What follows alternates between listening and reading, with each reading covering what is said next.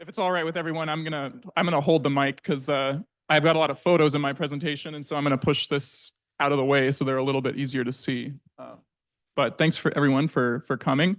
You can think of this session as sort of everything Alaska Native reindeer husbandry, and we actually have two completely separate but very deeply tied programs that we're going to be showcasing. First, I'm going to talk about the Reindeer Herders Association, which is a program of Kawerak, the tribal consortium of the Nome Bering Strait region. And then after me, we're going to have the High Latitude Range Management Program from the University of Alaska Fairbanks, which is also sort of like the reindeer science and management program that works closely with the reindeer herders in our region. Sorry in advance, but I'm going to do my absolute best to showcase what is one of the most complicated agricultural economies, but incredible agricultural economies, I think, in the state right now in the span of about 10 minutes. So if we have time for questions, hopefully I'll be able to answer anything that is still left hanging. I think I'm going to actually skip this slide, but just very briefly, the reindeer in Alaska were originally imported from the Chukotka Peninsula in Russia at the end of the 1800s, and you know, throughout the early 1900s, it's oscillated from all the way up to like 600,000 reindeer at one point, and today we have about 20,000 reindeer tended by reindeer herders across the Seward Peninsula, St. Lawrence Island, and there are also some reindeer herds down the Aleutian area and Nunivak Island and the Pribilofs. So, but it's an incredibly amazing, complicated history, and so if you're interested in learning sort of the Russian, the Sami, the Alaska Native history of reindeer herding, I recommend reading more about it. So the Reindeer Herders Association, as I mentioned, is a program, it's a technical assistance program of Kawerak Incorporated, the tribal nonprofit corporation serving the Bering Strait region. This illustration, I just do my best to kind of illustrate the complexity of the program, because even though we are a program of Kawerak, the Reindeer Herders Association sort of barely predated Kawerak, and so we actually serve reindeer herds across 3 regions of Western Alaska. We do primarily concentrate on the Bering Strait region because that's where our current reindeer herds are mostly concentrated, but we do technically serve many herds beyond the region. And as the line below notes, we, as a technical assistance program, we're sort of helping independent herds and independent herders you know, scale their operations, do coordination, policy, whatever we can be most helpful in supporting them with. And so a couple things to note is, as a program of Kawerak, we're controlled by the Kawerak Board of Directors, but we also have what's called the RHA Council, which advises the program closely. We meet at least annually, if not biannually, and that council is composed of all of the reindeer herders that we serve. Again, I'm doing my best to sort of illustrate the complexity of what we work on, and I'm totally happy to dive into any of these areas, but broadly speaking, I'd say this is a screenshot or a snapshot of all of the different areas that the Reindeer Herders Association gets into.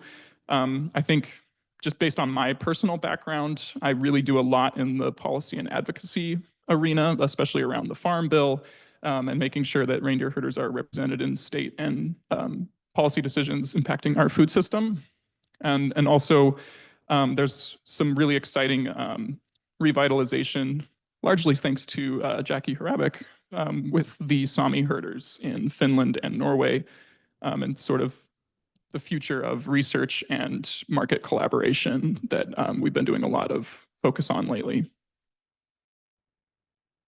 So I chose to mostly illustrate some of what we work on through pictures. So the first set of photos is from the Midnight Sun Reindeer Ranch in Nome, Alaska. Bruce and Ann Davis get the credit for these photos, and Bonnie Scheele over here is the current owner of the Reindeer Ranch, and so it's a privilege to work with their amazing operation.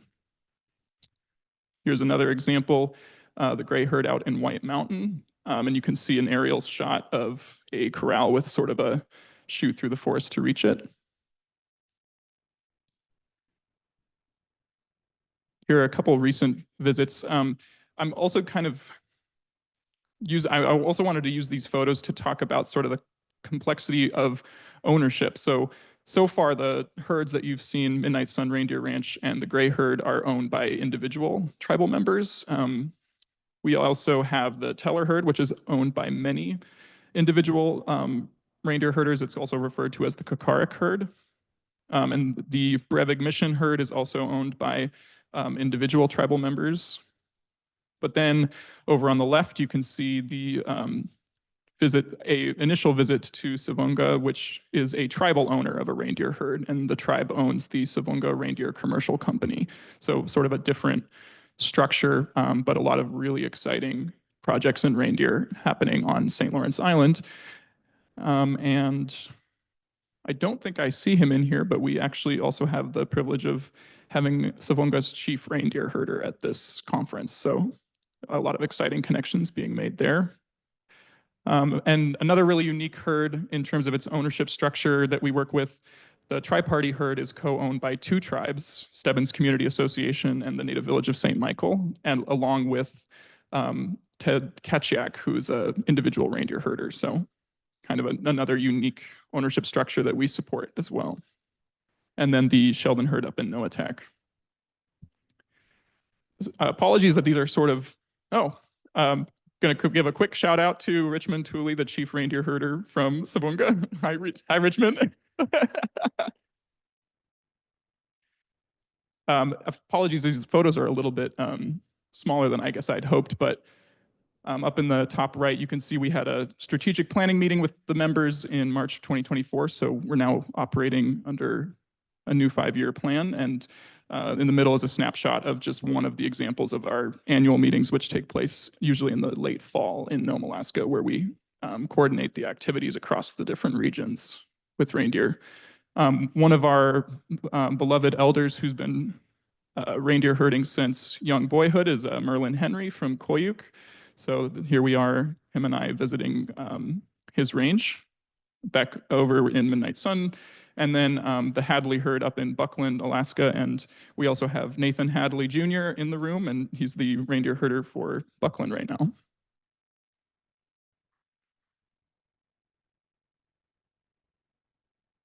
As I mentioned, we have some policy work that we do. So here's a couple of us meeting with Senator Murkowski and Representative Peltola. And as I mentioned, we also have some international work. And so I actually just got approved to return to these same regions in Finland for this summer to continue some of our discussions with the Sami herders and keep those ancestral ties strong and growing. And for the sake of time, how am I doing on time? 1 more minute? Okay, perfect. Again, sorry for the rush, but I put a snapshot on here on purpose just so that you can kind of get a very small sliver of all of the different amazing projects that the reindeer herders are working on with our HA right now. And if we have time for questions, I'm happy to dive into any of these just to sort of, I guess, point out a couple real highlights for this year. I think the most important one, just in terms of timeliness, even though these are all ongoing, a really timely one is the 2025 Farm Bill. Some of the sort of well-coordinated statewide tribal agriculture priorities include the extension of 638 compacting to USDA meat inspections so that our herders are empowered to do more regular inspections on their existing herds so that they can sell their products for far higher prices when they're allowed to do value-added processing. That's a huge priority. And then I would say another historic priority is discussing the revamp of the BIA Reindeer Loan Program, which was a program that is how many of the reindeer herds in our region originally got started, where the Bureau of Indian Affairs operated a seed herd, and then they would let the herders in communities under agreement keep the offspring of that seed herd and slowly move it around the region. So a revamping of that program. And I think, yeah, lots of exciting things happening in the reindeer industry. I think it's an incredible untapped economy in rural Alaska. And I think with that, for sake of time, I'm going to pass it over to the High Latitude Range Management Program. Thank you.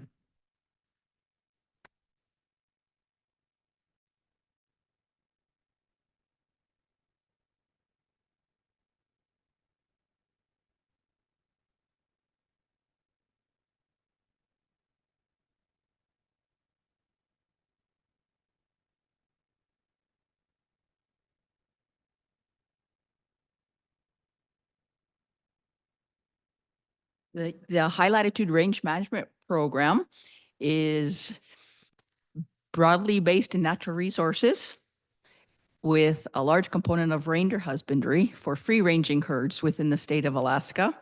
And for this presentation, we're going to share with you myself as the lead faculty. I'm a joint faculty professor with College of Indigenous Studies and the Institute of Agriculture, Natural Resources, and Cooperative Extension.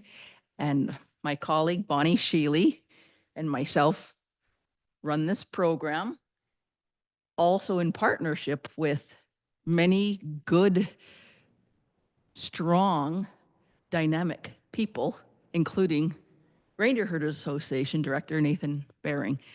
And we have today present one of our students of the program, Bonnie Scheele, and we have other students of the program for feels like last 96 years. Richmond Tooley has been one of the longest students and his community in Savonga. Our region is specifically within the Bering Strait region, but we also have Indigenous reindeer herding producers, St. Lawrence Island, Savonga, Kawerak, Nunavut Island, and we're developing a high school specific reindeer husbandry curriculum, St. Paul.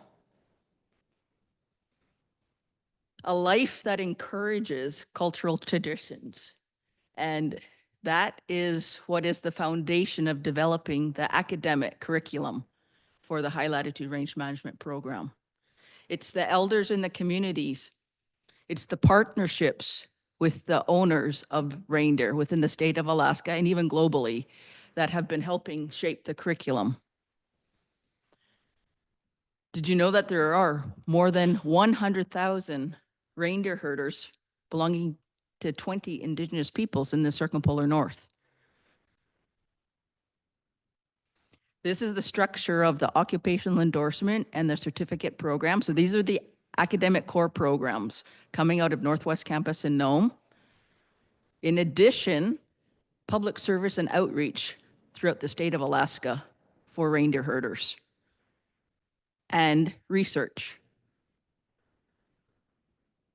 Partnerships, I can't stress how important it is to build, develop, networking. Attending this conference has already been just wow, the people we've spoken to and met and developing new ideas for projects. We also have partners with a tribal college in northern Finland, the Sami Education Institute, Taimyr College in Russia, and through cultural exchanges, I have been fortunate as previous student, as a postdoc, as a PhD student, and as now faculty to travel to all of these Indigenous reindeer herding regions. And because of the experience of just positivity of uniting everyone, it's important for this program through Northwest Campus to also offer student exchanges for all current and future students. Meat production is what's leading the way for the state of Alaska, branching out from subsistence harvest of reindeer to commercial sales. And through the High Latitude Range Management Program, I bring a lot of information from the slaughterhouses in Finland that I've been working with. One of the manufacturers is called Comatose. They just visited Alaska and Savonga last week.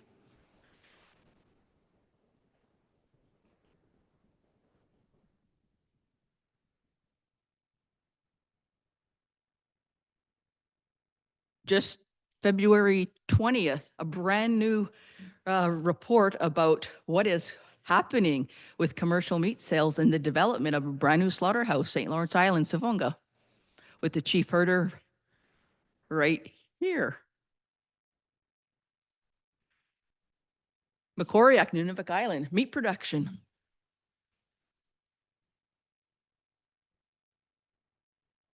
Partnership, Midnight Sound Reindeer Ranch. Any student that's going to earn their academic degree will have that hands-on experiential learning.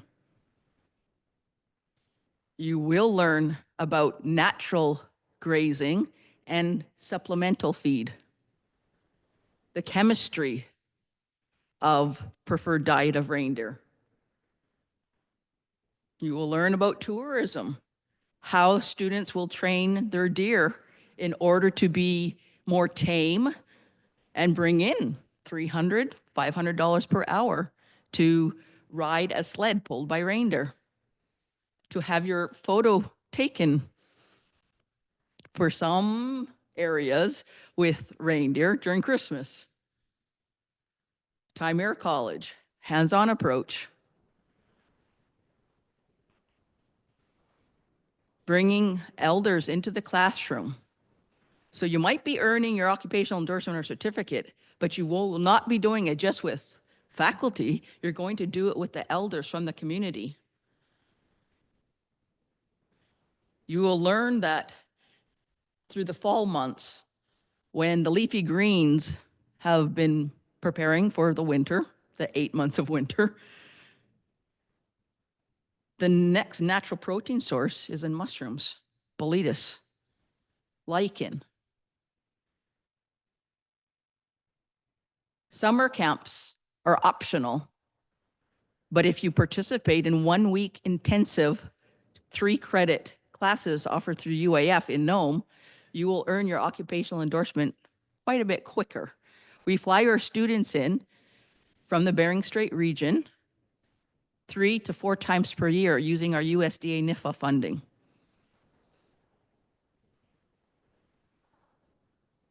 This is Reindeer Range in Nome on Seward Peninsula. There's the fence line from the Midnight Sun Reindeer Ranch.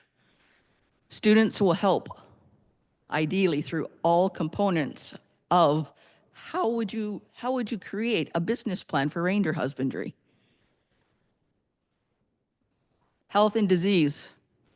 My background through university for the last 25 years is what are natural viruses, bacteria, prions, nematode, parasites, flatworms that reindeer, moose, caribou, any other animals sharing range with reindeer, what's out there naturally? What happens when you start temporarily holding reindeer in a corral? So herd health is very important.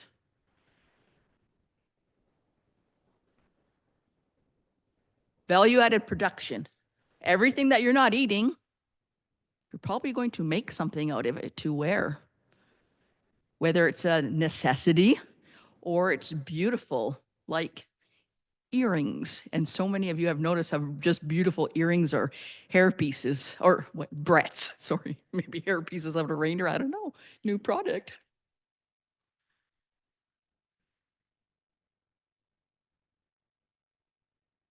Reindeer hair is hollow. You can felt it, mix it, dry wet felting with lamb's wool. You can take the hoofs, their keratin, soak them for a week.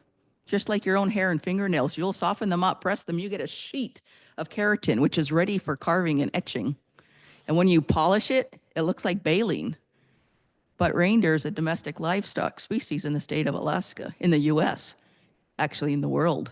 There's no restrictions on export. One shin bone or tarsus. How many pairs of earrings can you get from one bone? Times $60. No need to just leave the material out on the tundra. So we bribe herders. And I mentioned it was just once in November at the Reindeer Herders Association annual general meeting. We have USDA funding to provide gas money for herders if you bring back the hooves and the hides. People jumped on that so quickly. And to leave you with this slide, part of working in business is how to market. How do you get that brand name? So in Finland, where I've been my last 25 years, Polka is the largest world manufacturer of commercially tanned reindeer hide sold in Alaska. Hopefully we can change that. His goal was to sell enough reindeer hides to buy himself a Lamborghini on the Arctic Circle. He did it. Harry Polka. How did he do it? We just had all these talks about can you actually do everything? Value added. Find other people specialized in another component. And through photos, we learn. Through student learning, you learn by hands-on. So, oh gosh, this photo, this is actually student innovative product. They're condoms. And that's the brand, the marketing that makes things sell. Thanks for the opportunity, Nathan, to have half of your speaking turn today. I appreciate it.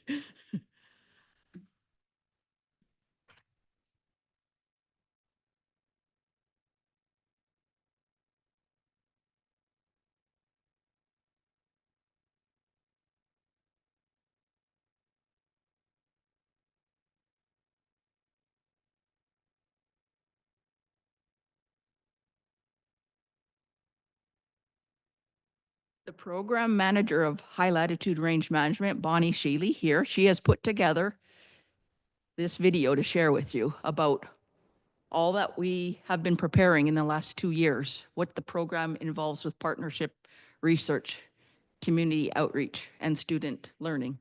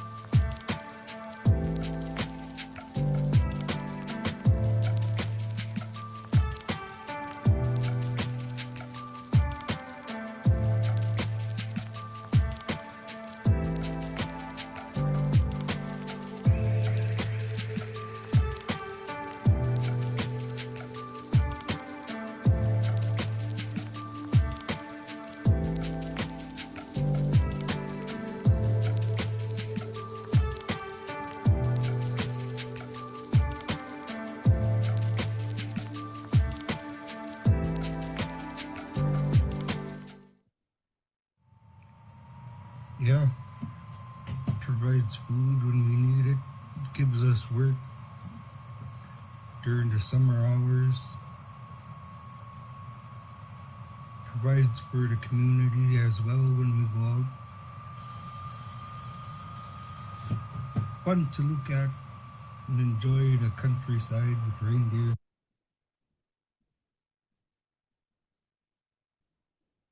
My name is Bonnie Scheele. My family is from Nome. I'm a 5th generation reindeer herder and I've been herding since I was 5.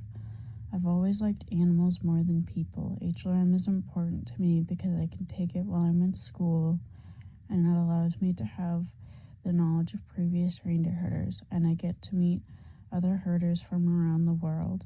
HLRM works with the Arctic weather and the schedule of reindeer herding life. My name is I just quickly wanted to add that it's really important to emphasize as reindeer herders, we're not doing this by ourselves. I am a 4th generation herder and it's being built on my parents and then my grandparents and my great grandparents. And so it's really important to stress that I'm not pulling myself up by my bootstraps. It's being built by the people before me, by the community that works with us, by the family members that come and spend time, by the individuals and the organizations that are inspired by the work that we do, because reindeer herding is so closely tied to our cultural values of providing and stewardship. And so this is why we're passionate about reindeer herding, and we keep moving forward despite obstacles, but the wins are greater than anything else, and that's really important to us. So thank you to AFPC for inviting us. Thank you to RHA for giving us time to voice this. And thank you to my 16-year-old for letting me embarrass her. And in the audience, we actually have a graduate of the High Latitude Range Management Program, Katie Hersner, who now works for Intertribal Agriculture Council.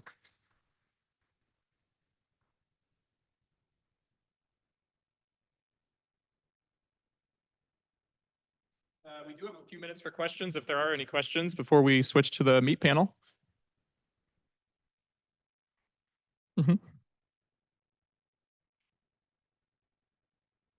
Actually, would you or Richmond, either of you would? We are. It's a really amazing, exciting project, and we have the herder and the individual from Kawerak who's been helping a lot with that project in the room. So I will let them speak to it.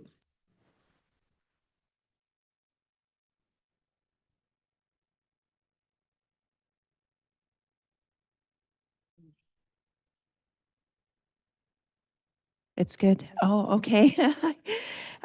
Well, thank you, Nathan. But my name's Alice. I work at Kawerak, and I'm actually here with Richmond Tooley, who is a reindeer herder on St. Lawrence Island in Savunga. And we've been really fortunate to be here thanks to Katie and their program. They brought us down from Savunga and Nome.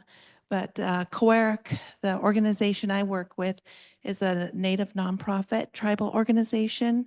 We support the 16 communities in our region, and Savunga is one of those communities. And they reached out to us and asked us if we could support them and help them build their business plan for their reindeer meat processing facility in Savunga.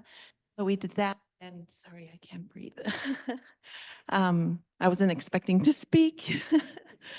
But that was about 7 years ago, and it's taken some time. I don't know, Richmond, feel free to join in if you'd like. Took about 7 years to pull that business plan together. Like Bonnie mentioned, it takes a community. We began first working with Dr. Finstad.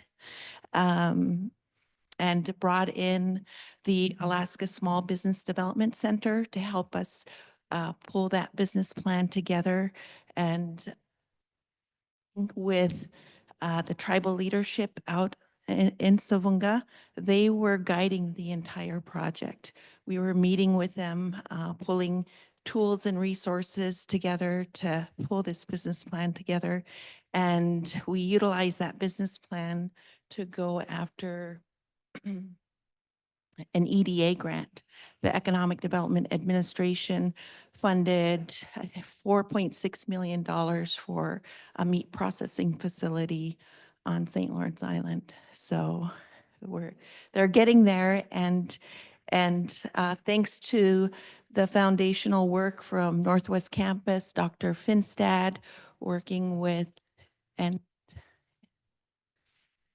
his work.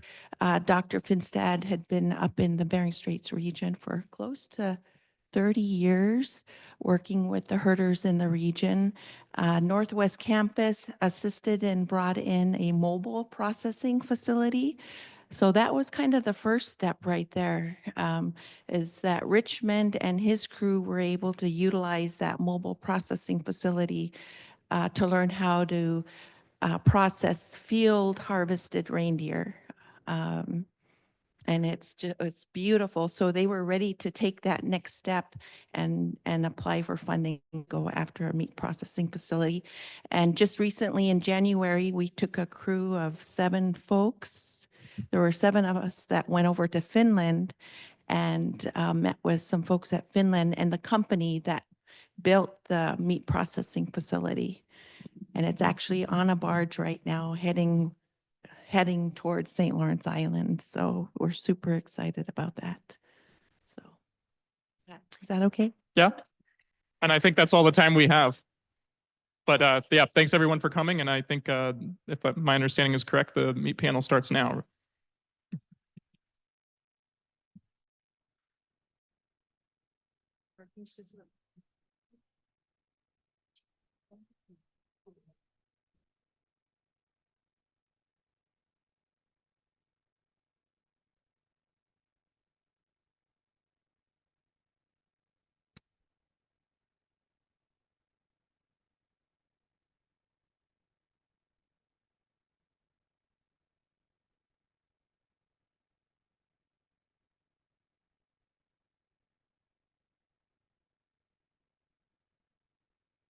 Who am I missing?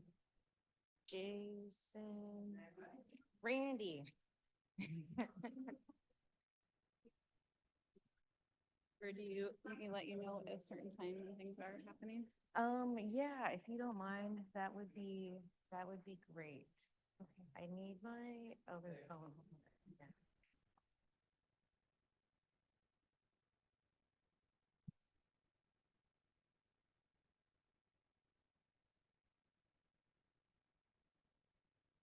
Yeah, I know. Let me try to call him. Sorry, guys, give me a second.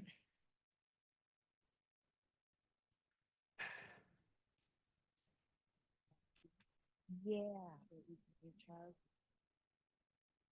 That sounds great.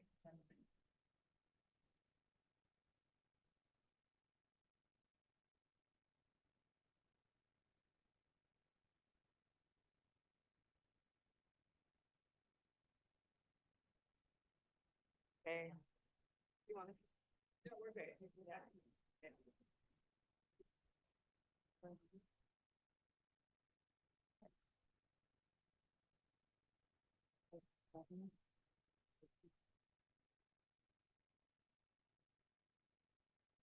Okay. I hope so. I think that's what he's doing. Okay. Oh, yay, he's there. Sweet. Awesome. Thank you for your patience, everyone. So welcome. My name is Kathleen Marianne Hersner. I am the granddaughter of Marianne and Larry Davis out of Nome, and then Thomas and Bertha Hersner from King Island. My parents are Paula Davis and William Hersner, and my son is named Davis Hersner. I've studied at high latitude range management, so thank you for that, guys. That was really great. And tribal governance at UAF.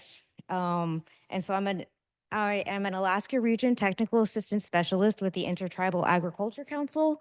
And I'd like to start out by thanking the Alaska Food Policy Council for giving us the time and space to be able to talk about meat. And then my organization as well, protein security is really, really important to us.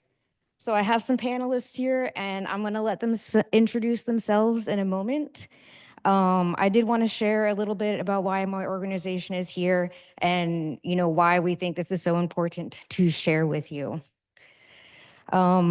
So let's see, IAC was formed in 1987 by tribal leaders to pursue and promote the conservation, development, and use of our agricultural resources for the betterment of our people.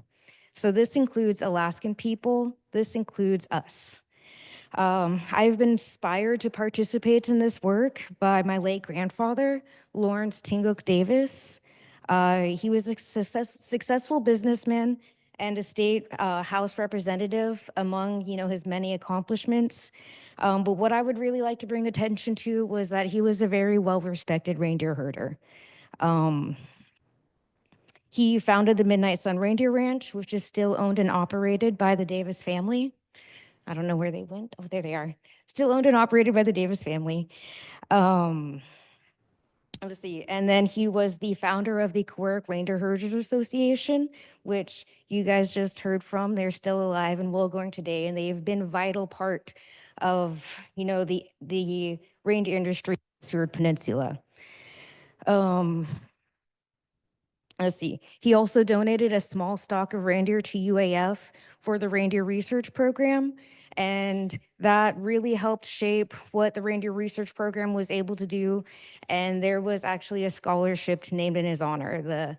The Reindeer Research Program Scholarship Fund got renamed after him. So I just thought that was really cool. And so my grandfather, he was dedicated to feeding Alaskans. He wanted to feed them a sustainable, culturally appropriate, and delicious type of red meat. And I just really hope that I could follow in his footsteps. Let's see. IAC is committed to our stakeholders. We understand that Alaska is remote, that communities are isolated, and we know that food is important to individuals at every level of society. It's important to the individual, it's important to family units, it's important to communities, and it's just important across the state. So we hope to share insights from different models of meat production, each with their own unique opportunities and challenges, and each scaled to fit the needs of what is important to each of these producers. We really want to share what we think are some healthy local meat options. And it's not just for eating and like raising animals in a healthy environment. We really want to take care of our ecosystem. So we might steward our lands with our traditional values that keep our cultures alive. We know that eating meat is important to Alaskans, so we really hope that we can share some cool stories about meat production. Let's see. So IAC has several programs that can assist Alaskans with their meat production enterprises. One of them comes from yours truly, and so the Technical Assistance Network. I'm a specialist, and I'm really here to help bridge the gap between tribal producers and the USDA. I want to help you wade through the nitty-gritty and the specific paperworks, the documents, and just really speak the language that will help get Alaskans the resources that we need. Sorry. Yeah, just be able to get us the resources that we need. And and then we got Carrie. She's our other technical assistant specialist. And so please, if you guys have any questions about what we can do to help you, let us know. And then so we also have our American Indian Foods program. That's Megan Baldy. And then Lara. I don't know if you guys heard her speak yesterday about the food safety inspection. And so they're available to provide technical assistance to like the business specifics parts of food production. They can assist with business development and marketing strategies. There's also the made and produced by American Indians trademark, which is kind of like the silver hand craft mark for Alaska, but for American Indian made foods. Anyways, so these ladies, they'd be more than happy to help you, talk about your business ventures, just let us know what you need. So without further ado, I would like to let the panelists introduce themselves. Good afternoon. Thanks for the invite. My name is Jason Byron. I'm owner of Sikanak Cattle Ranch, Alaska Meat Company, where I purchased a cattle ranch approximately 10 years ago. And from a family by the name of the Mudd family. And so since 2015, we've been managing the herd of cattle on Sikanak Island, which is located approximately 100 miles south of where we are right now.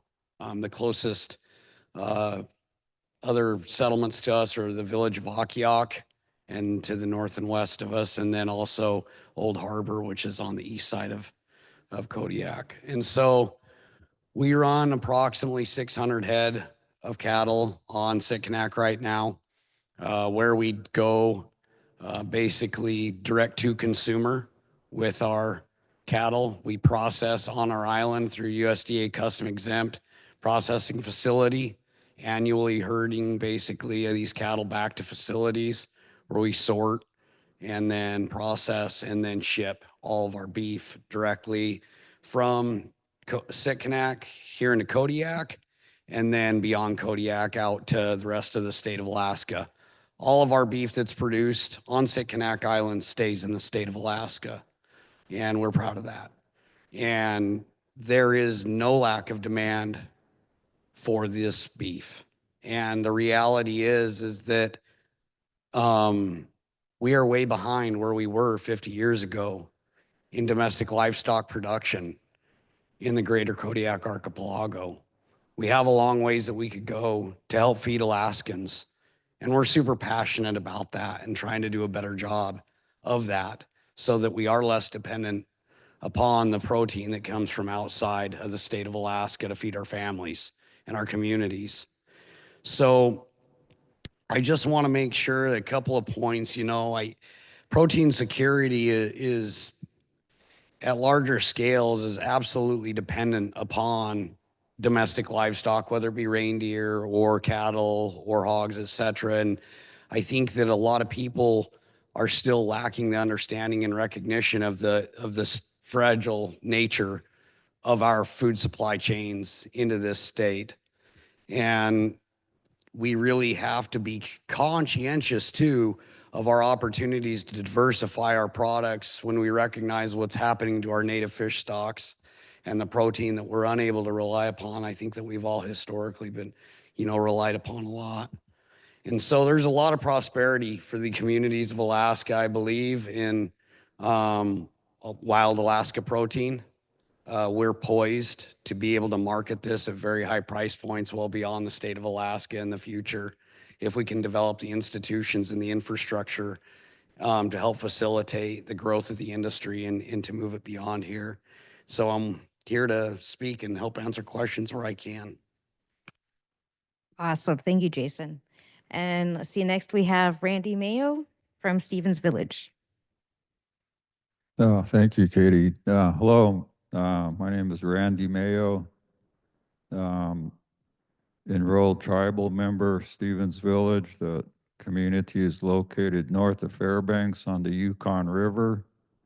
But our operation is actually down off of the Alaska Highway in another Upper Tanana traditional land base, which, is the greater Delta Junction area.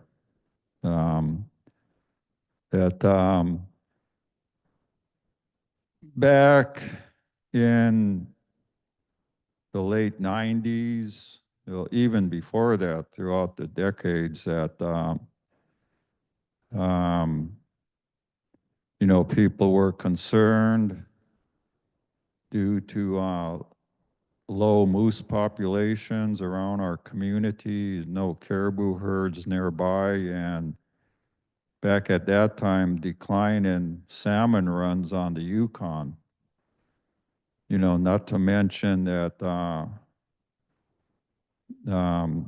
import and food that costed a lot of money, and it wasn't always great, the best food, and, an economically kind of cash-strapped, limited cash economy. So the tribe started doing some planning and had a lot of community meetings.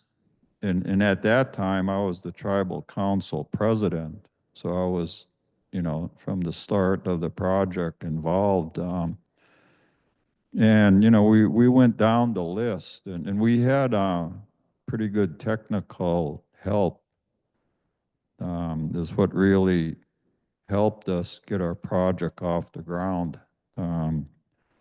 So, we went down the list, and initially the tribe, the elders wanted the operation right by the community.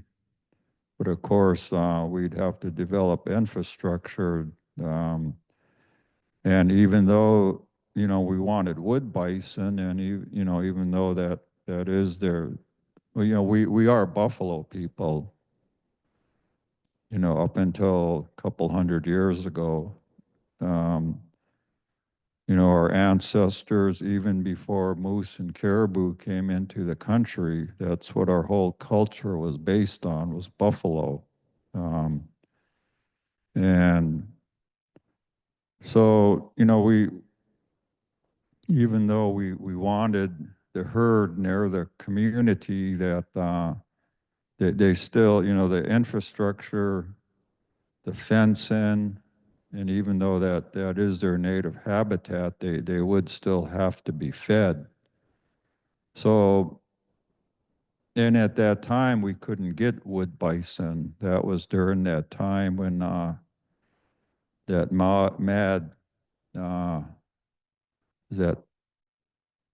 mad cow disease thing was going on, and they included buffalo as domestic livestock. So, you couldn't get animals across the border.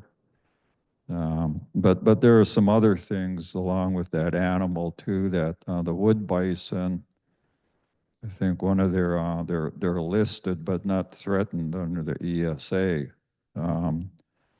But the state of Alaska is doing reintroduction up in our area right now. So, we're still not going away from wood bison, but so we went to Plan B and accessed the USDA FSA loan program to purchase 2,000 acres of already unfenced, already cleared off land in Delta Junction. So going to Plan B wasn't all that bad. It was kind of sort of a blessing in disguise, because the community itself is off the road system, and some great potential for growth right where we're at. So I left the program a few years ago, and I came back about 3.5 years ago to help the tribe finish off a large 10-year NRCS EQIP range improvement grant and contract. And so we're still developing it, and we have a ways to go to take the culturally relevant foundation and basis for starting the project. But like any other operation, we got to pay the bills. So we got to develop the agribusiness part based on the cultural and spiritual relationship to the animal. So, it's just a little bit about where we're at and why we started the project. And, there's been ups and downs throughout the years, but it hasn't gone away. And that's, what the previous speaker was kind of mentioning, that as far as food security in the state, wherever you're from, we don't really have that much of a choice. You can't keep importing food. And one of the things that we had done was participated with the Tanana Chiefs Region Elder Nutrition Program. And, our wild fish and game are in very limited supply. So, they secured meat from us, and the elders thought it was, they were eating moose meat. And that's the kind of food that we want. It's healthy. And, they got tired of eating hot dogs and chicken and, hamburgers and stuff that's bought at Costco. So, is my time up or? Thank you. All right, and next we have Nathan Hadley Jr. Oh, no, sorry. Did I skip that? Okay, no, it's Carrie. Sorry, guys. Carrie, thank you, Carrie.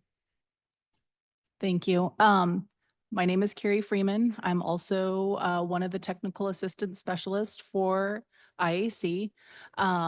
My background is in poultry production, small scale, backyard stuff. I started with some laying hens, and then chicken math happened. So chicken math is, oh, like what's 5 more chickens? And then you get 5 chickens. And then your friend was like, oh, I don't want my flock anymore. So you like absorb theirs. So at our biggest, we had like 26 laying hens. We were providing a lot of gift economy type of situation where somebody had a lot of zucchini, they needed some eggs, kind of happened in our community that way. And then, like everybody said, like protein security was an issue. We ended up not getting moose several years in a row. And my husband said, you know, like, obviously, I'm terrible at catching moose. So like we're going to start growing some chickens. So last year we introduced meat chickens into our flock. It was a learning experience. Pretty great. Very ugly birds. They weren't cute like the chickens. They didn't have the great personalities, but you know, you only have them for 9 weeks. So you can move them where you want them, feed them pretty good. You don't get attached to them like your laying hens. But overall, it was a great experience. Chicken math happened again this year. So we have, you know, 60 Cornish crosses heading our way in 2 months so that we can actually take them back out to the village a little bit, move them around, see how they react out there. But overall, it's been a good experience. The other thing is last Monday was our first webinar series that IAC is putting on, all about poultry. So start to finish, like local hatcheries where you can catch, like pay for and get some birds, where you can order them online. So if anybody's interested in that poultry series, it's every Monday from 3 to 4 p.m. Just get a hold of me afterwards. I can send you the invite, but thank you. Awesome. Thank you, Carrie. And Megan Baldy.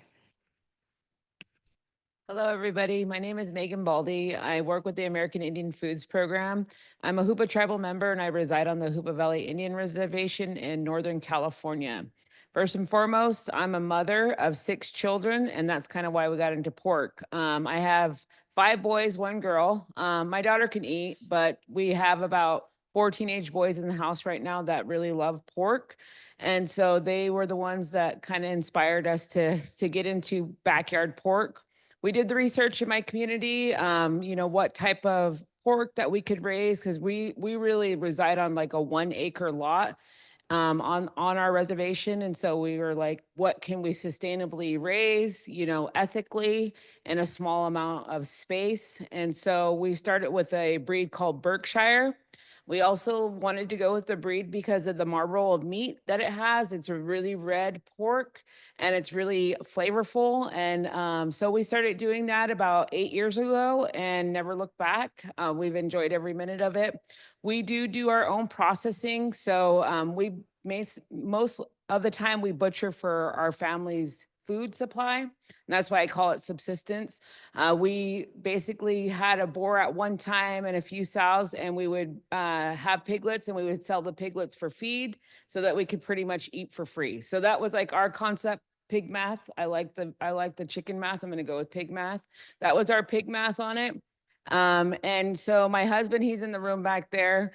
He's the one that would butcher it up, and I would help to, you know, seal it up. So we had a small processing unit in my community. It's kind of like a mobile butcher unit, but it was stationary, so it's not mobile. but it could hold 2 hogs. We usually would finish them out about 250 pounds. So sometimes you can get that maturity level at 8 months. Sometimes we'd let them go a little bit longer than that. And we would do our own bacon, our own sausage, everything in-house. We did do some custom exempt where we sold some shares to local people. Everybody loves our pork in the community. Anytime we ever wanted to sell like a half a hog, it was sold really quickly. But yeah, that's who I am, and that's why I'm on this panel. Awesome. Thank you, Carrie. And oh my goodness, I'm not sure what happened to Nathan's slide, but we have Nathan Hadley Jr. I'm so sorry, Nathan. I guess if you just want to introduce yourself. I'm sorry, I had a pretty picture with his name and some reindeer pictures. Good afternoon. My name is Nathan Hadley Jr. I'm from Buckland. I grew up reindeer herding a 3rd generation. My grandfather started back in 1952. And the story I share with people, excuse me, the story I share with people, you know, when you board the Alaska Airlines, the picture on the tail of the Inupiaq, the Eskimo, his name is Chester Civic. And back then he was a chief herder, BIA chief herder, and he couldn't get a bunch of reindeer. And he told my grandfather, if you can go and get that bunch of reindeer, I'll give you reindeer. So my grandfather started out with 750 head. So, you know, and he started out with a dog team. He also used 2 collie dogs at different times through the years, trained them to help them herd the deer, and also use dog teams. Him and my dad had their own dog teams, and later when the snow machines came around, my dad would use a snow machine. He said it was a lot quicker to get to the herd and come back home. But, you know, just learning about the snow machines, he said, once they break down, that's a long walk home. So anyway, I grew up reindeer herding ever since I can remember being in a corral. We would dehorn during the springtime when they're the horn is full of blood, and the Asian market would, you know, buy them. And that was a high price, you know, back then. The horn, you know, they would grade them from A, B, and C. Grade A would be around $75 a pound. Grade B maybe 30 to 40, and then grade C would be maybe 20 to something like that. But anyway, that life was it was the only life I knew growing up. And you know, when, for example, when the fawns were being born, within 2 weeks, couple thousand fawns drop. You know, when they born them. The first ones would be born in April.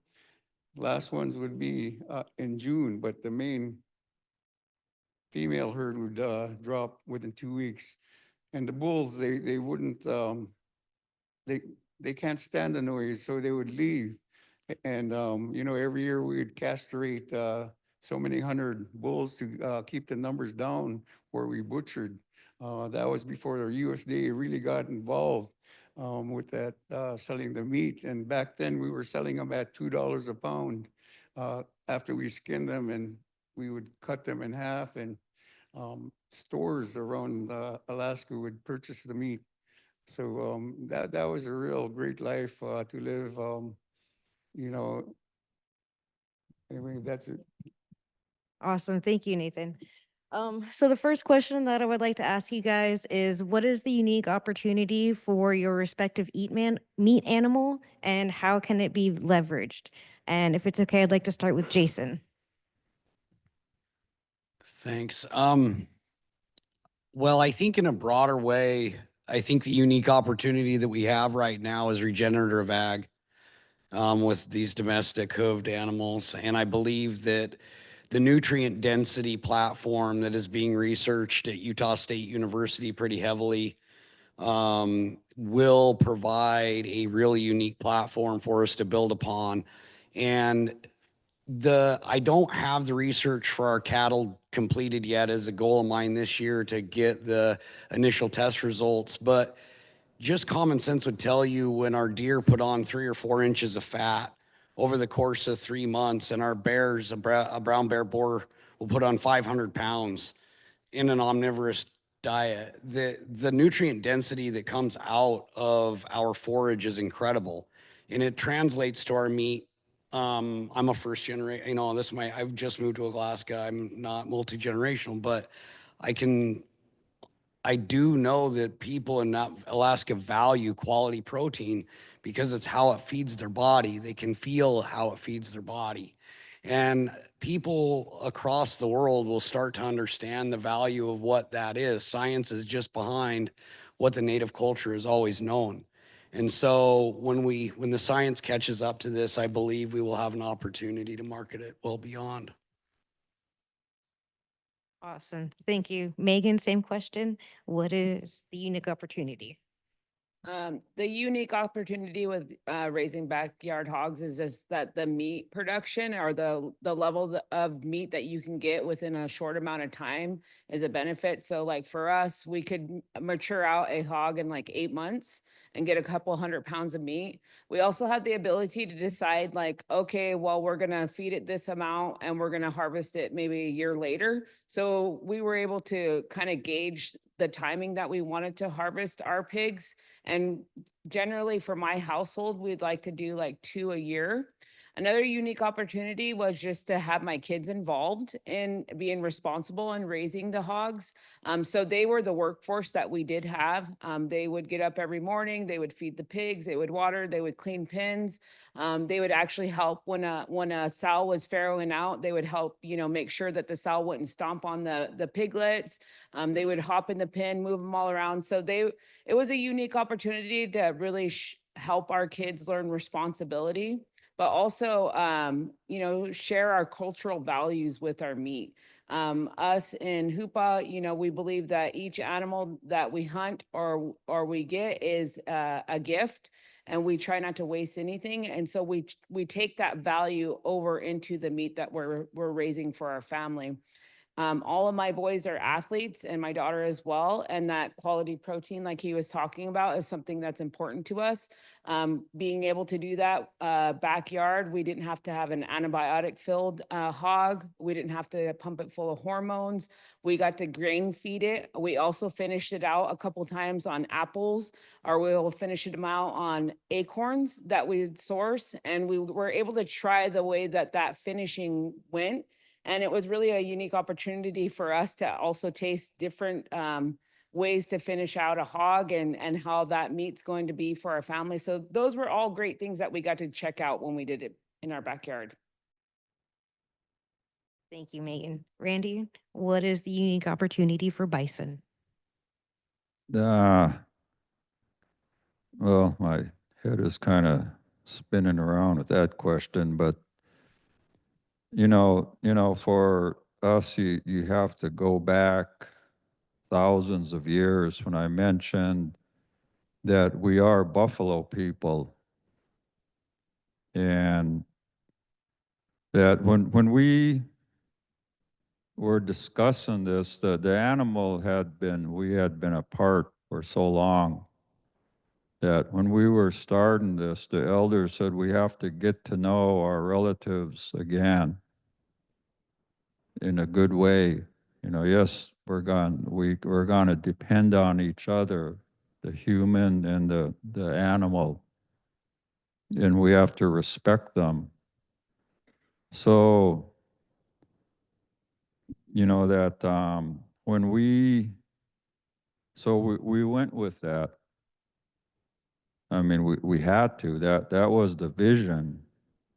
Then the other concepts of doing the real estate deal, you know, putting up the infrastructure, the fencing, accessing NRCS equip, grants to put some water wells in, solar powered wells. that was the technical part, and infrastructure development was all based on that foundation. And, we released our first animals out there. We're running plains bison, we accessed them. They're all in state. And when we released the first animals out there, being a member of the Intertribal Buffalo Council, we're one of two members. The other one is the Old Harbor tribe here that, what was also directed was that we have to revive our ceremonies around that animal. The songs and the ceremonies went with that animal when they left. And so we enlisted the help of a spiritual leader from South Dakota that led us in making of the relative ceremony. And, there was a lot of people showed up, non-tribal members, tribal members from different tribes, and there was some pretty powerful things that happened that day when we did that ceremony there. And one of our traditional chiefs, our community is one of 43 different bands of Dina peoples.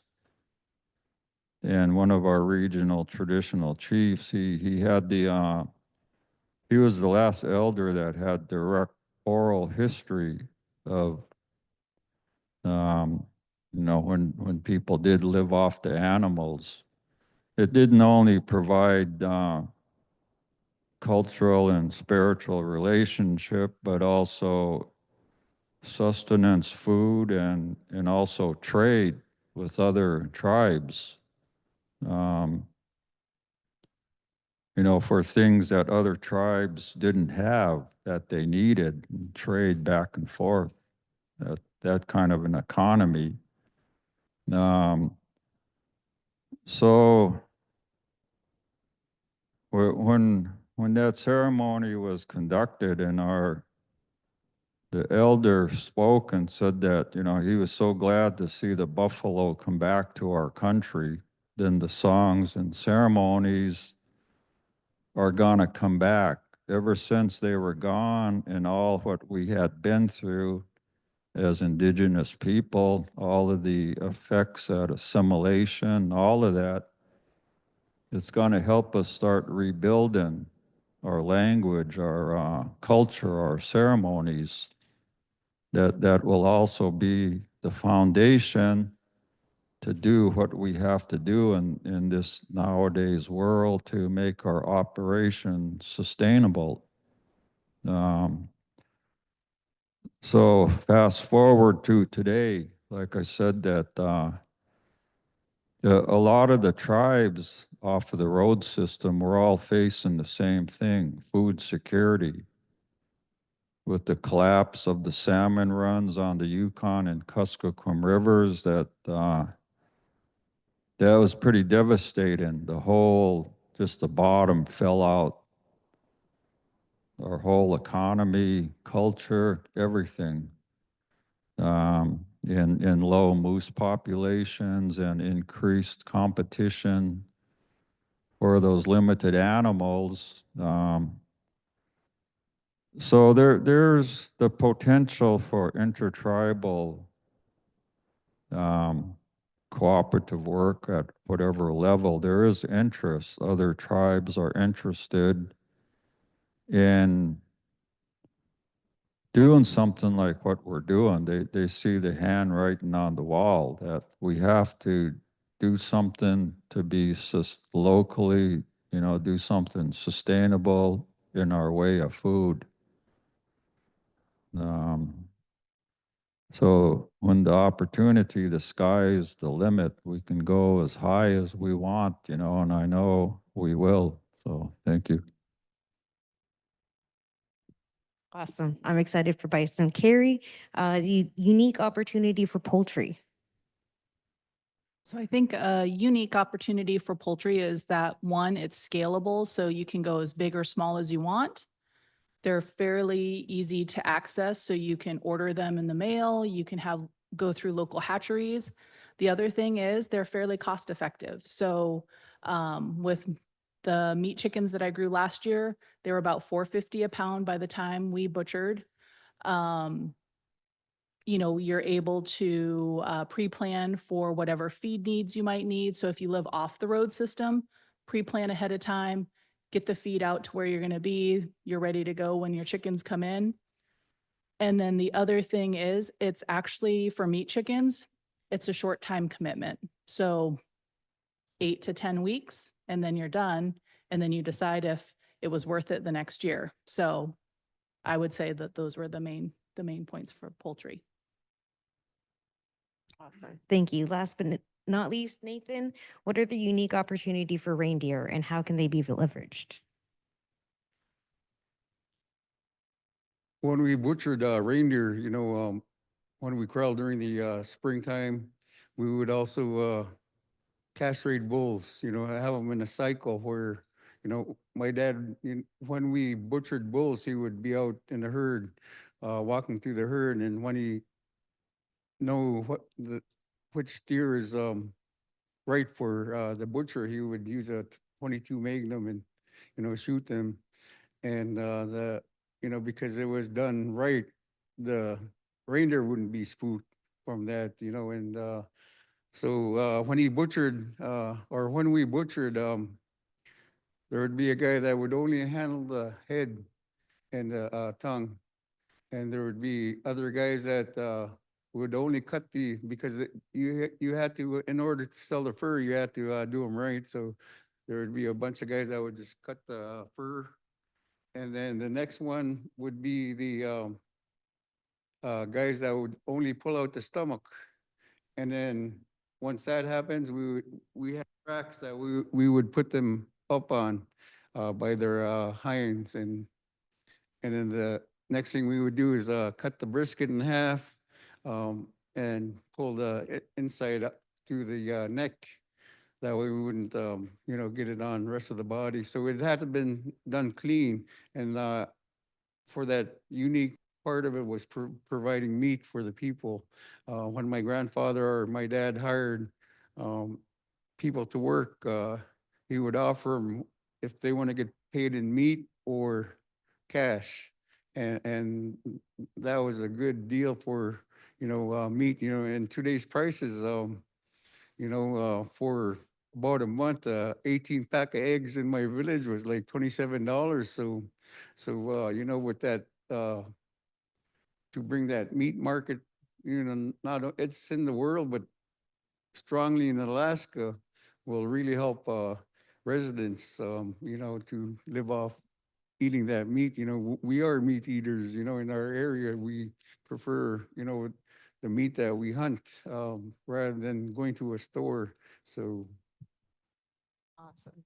Thank you. Quick question. How are we doing on time? 15 more minutes. Okay. I do have another curated question prepared.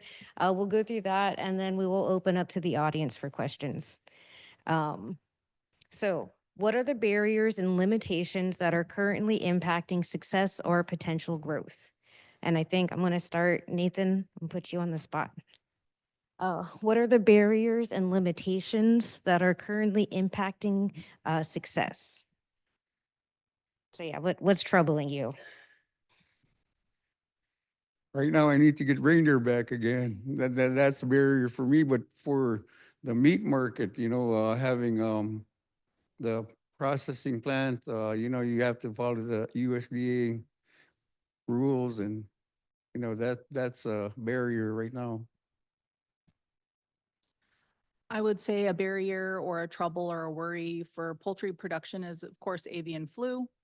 Being very careful with your biosecurity, changing your shoes when you go into your coop, those types of things. If you live off the road system, potentially like getting feed and the chicks to your actual locations probably going to be problematic in some cases, especially since sometimes the mail system takes 5 to 7 days. You want to make sure that you're either ordering from a local hatchery that's a little bit closer so they have less time to travel, or, if you know you're going to a place off the road system, why couldn't you take them as a carry-on? So working around some solution-based ideas around, getting them out for the barriers. Okay, that's again, that's there's a lot of barriers to, making our operation go. And one of those was being off of our traditional lands, paying the mortgage. Um, and, when we got the property, the majority of the property was tied up with 2 conservation easement contracts where you had to mow the brush and stuff, but you couldn't run animals on it or put it into grass production, but that subsidized the mortgage. So the limited 700 acres we started out with for grazing land kind of held us back. But throughout the years, access to capital for equipment that's essential to work the ground to provide the feed for the animals, and that was a big hindrance. Right now, there is interest, but our supply is so limited, we can't meet the demand, but we're slowly growing. We're building our inventory, and so those are just some of the things right off the top of my head. Thank you. I think our biggest barrier was land access, and also capital with regards to infrastructure. But we, had opportunities years back from the tribe to ask us to have up our pork production. And the thing that we put back to our tribe was, well, we need land. And so that was an issue. And now the barriers that we're facing currently is that our labor force is actually moving out of the house soon. And so all that free labor is going to be moving, going off to college, growing up, but those are the current barriers that we face.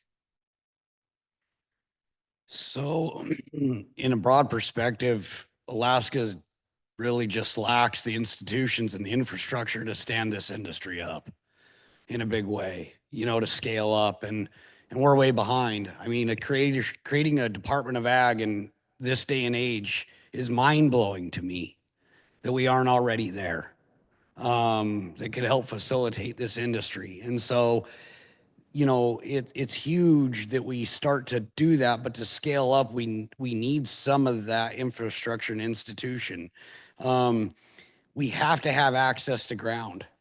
Most of Alaska is publicly owned. So for somebody like me, I'm dependent upon a state grazing lease. My business certainty is all about the certainty that I'm going to be able to continue to access that land and be a steward of that land.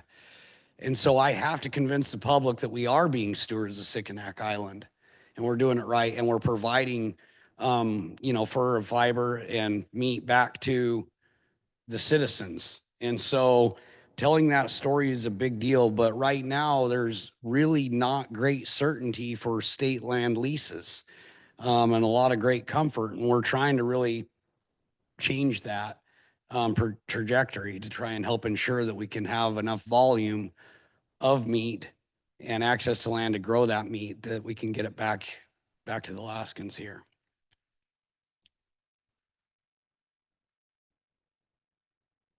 All right. I guess, can we take a moment? Can we applaud my panelists? I appreciate you guys.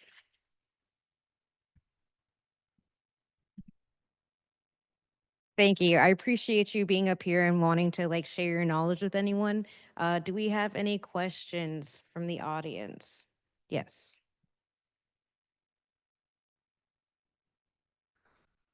fuel breaks. You know, in a lot of times in Alaska, we have fuel breaks for forest fires, and a lot of times we can in them fuel breaks we can put use for moose habitats and agriculture and a lot of other things, berries and stuff like in fuel breaks. And you're looking around in a lot of native villages now, out in thing, even in Anchorage, we have fuel breaks for fires now, and there'd be a good thing to do. And I've talked to a lady at Lisa's one of the Lisa's Murkowski's age. I'm gonna be talking to Nick Begich about it. So that's one thing you can look into. A lot of times in your fuel breaks around villages and that you can do farming and agriculture.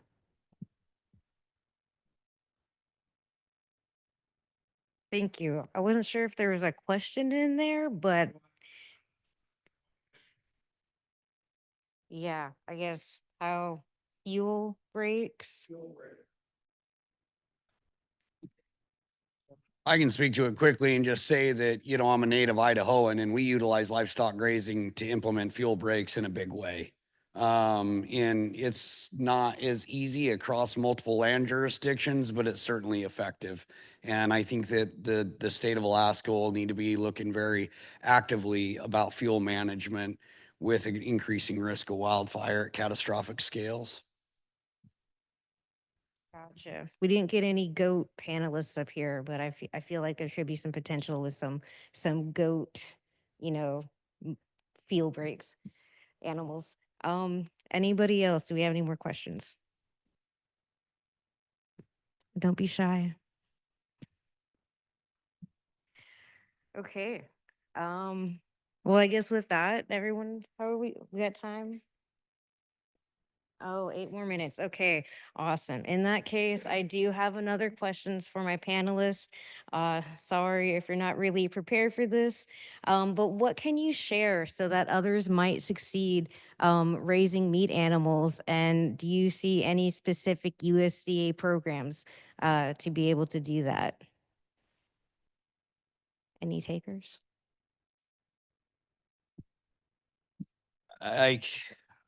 Well, I mean, you just have to have a passion and persistence, particularly in Alaska. That's just all there is to it. So if you don't have the passions and persistence, don't even venture into it. The USDA programs I think that we have are fairly strong. We need the certainty that they're going to continue to be there as we look into the future. And right now, some of the certainty of whether or not those programs are going to continue to exist is definitely in question, I think. So yeah, I guess if it makes it any easier, like what advice might you give to potential producers for your animal? I mean, you know, for me and my family, it was one of the best decisions that we made, and that, you know, helped our pocketbook because of the fact that, you know, again, I have 6 kids, and so that's a lot of mouths to feed. And we're really a subsistence family. We depend highly on our salmon and our deer and the forage food that we get every year. You know, I make jams, jellies at home for my kids. I do a lot of canning, a lot of food preservation. And so as much as I can to save on the funds, because it is like in my community, it was $15 a dozen for eggs just recently.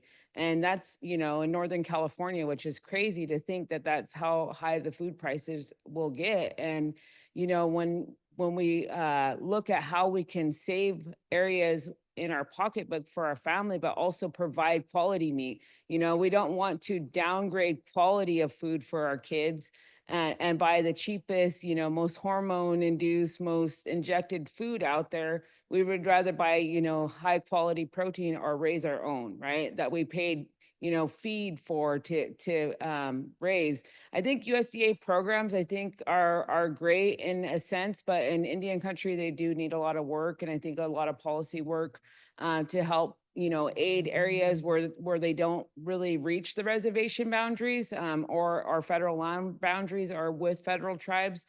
So those barriers could be strengthened, I think, to come down. And so, yeah, that would be my advice. Awesome. Carrie, are you interested in sharing anything about poultry? Any tips or advice you can give to potential chicken producers? So poultry is fun. Everybody should do it. There's a lot of like great resources all over the place. The internet's wonderful. There's sometimes connectivity problems for smaller communities. We have our poultry series through IAC, but also like the cooperative extension, smaller hatcheries in your local area. Polaris Hatcheries specifically just did a huge series at the Homesteaders Association weekend, I guess you would call it. So they did a huge one all about local stuff. You can learn about a lot of different protein sources that you might come into contact with. Goat, sheep, all of those things are viable, clean proteins for Alaskans. So I think just tapping into your networks, finding people that know the resources, connecting with them, and, definitely I'm a TA specialist for the southern part of the state. Katie takes the northern part of the state. If you have any questions, we can connect you with any resources that, we come into contact with. We talk to a lot of people. Our faces are in a lot of different places right now. So, if you need resources or you just want to learn, I can talk about chickens all day long, every day. Like I call my husband since I've been here and I'm like, hey, how's, Cooper, the one kid that's at home, but also like, what are my chickens doing? Like I have questions. So thank you. So yeah, I'm super excited about meat, and I really think that Alaska has, plenty of resources available to be able to raise meat animals. And it is one of my personal dreams to see, locally raised reindeer in a grocery store someday. And and it goes the same for any of the other meat animals that we have. I'm hoping that we can use some of the USDA buffalo things language and get those opportunities available for reindeer as well. And, there's definitely going to be a lot of policy and advocacy work that needs to be done, hopefully. Like me personally, when I was a student, I was able to work with the Kawerak Reindeer Herders Association, and we had this idea of tribal food codes. And, maybe that has potential so we can get some 638 compacting agreements in the works. So, tribes can start producing, selling, distributing their own meat products. So yeah, I guess with that, thank you for your time, everyone.